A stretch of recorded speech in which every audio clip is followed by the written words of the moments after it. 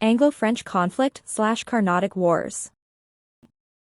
First Anglo-French War, 1746–48. The French besieged Madras. At St. Thomé Battle, the Nawab of Carnatic's army was defeated by French under Dupleix. The Treaty of Aix-la-Chapelle, 1748, ended the War of Austrian Succession and First Anglo-French War in India. 1740 में Europe में छिड़े ऑस्ट्रियाई उत्तराधिकार के युद्ध में France और Britain शिविर के विपरीत दिशा में थे। जचिडस एंग्लो फ्रांसीसी प्रतिद्वंद्विता ने भारत में अपनी व्यापारिक कंपनियों को थी के लिए एक दूसरे के साथ प्रतिस्पर्धा करने के लिए प्रेरित किया।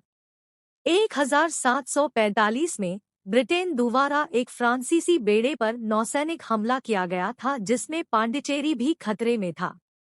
डुप्ले ने मॉरिशस से अतिरिक्त फ्रांसीसी सैनिकों के साथ इस हमले के खिलाफ बचाव किया और मद्रास पर कब्जा कर लिया, जिसे अंग्रेजों द्वारा नियंत्रित किया गया था। अंग्रेजों ने पांडिचेरी पर एक और हमला किया, लेकिन इसके बदले उन्हें भारी नुकसान हुआ।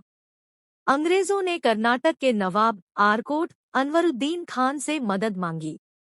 डुप्लेक्स ने नवाब को समझाने की असफल कोशिश की कि बाद में मद्रास उन्हें सौंप दिया जाएगा।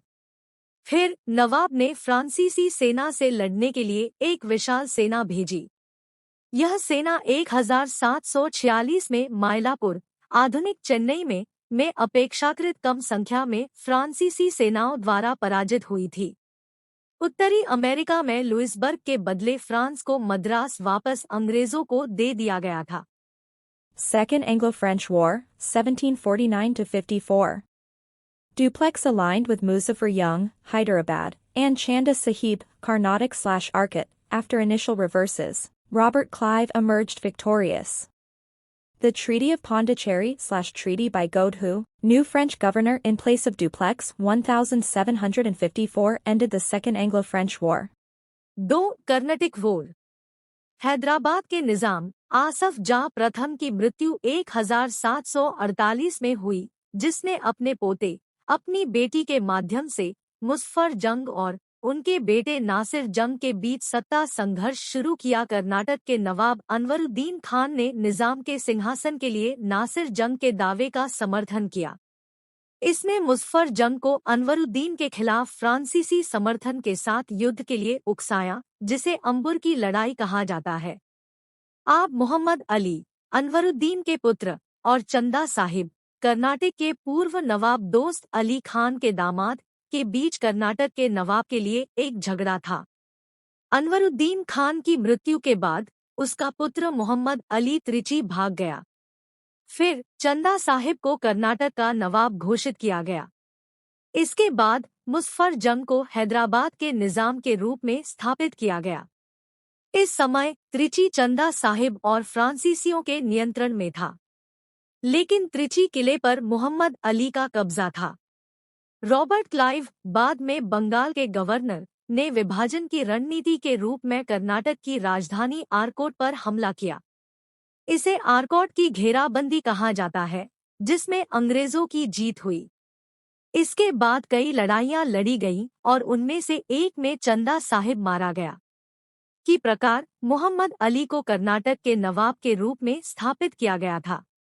ड्युप्लेक्स को वापस फ्रांस बुलाया गया। उन्हें चार्ल्स रॉबर्ट गोडेहू द्वारा प्रतिस्थापित किया गया था, जिन्होंने पांडिचेरी की संधि पर हस्ताक्षर किए थे। Third Anglo-French War, 1758–63. French Count de Lally captured Fort St. David. French were defeated at Wandiwash, 1760. It was a decisive defeat of French. The Treaty of Paris, 1769, ended the Third and final Anglo-French War in India. Pondicherry was returned to French by this treaty. 3. Anglo war.